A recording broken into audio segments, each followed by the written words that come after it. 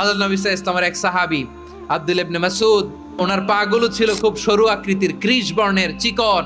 উনি আরাক নামে এক গাছের উপরে উঠেছেন, ডাল ভাঙবেন, ডালা ভেঙে কি করবেন? মেসওয়াক করবেন। তো বাতাসের ঝাপটায় ওনার লুঙ্গি একটু সরে গেল, নিচ থেকে লোকেরা ওনার ওই চিকন পা দেখে ফেললো। দেখে সবাই হেসে কুটি কুটি হাসতেছে সবাই। বিষ্ণু সাল্লাল্লাহু আলাইহি ওয়াসাল্লাম বললেন, হাসলা কেন? সব সাহাবারা বলে, ইবনে মাসুদের পা দেখে হাসছি।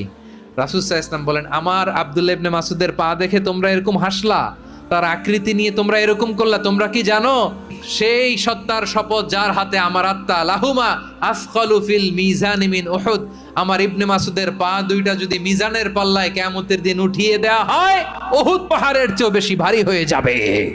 খবরদার কারো আকৃতি নিয়ে ব্যঙ্গ করো না, কারণ আকৃতি সে নিজেরা বানায় নাই, এই আকৃতি দিয়েছে কে?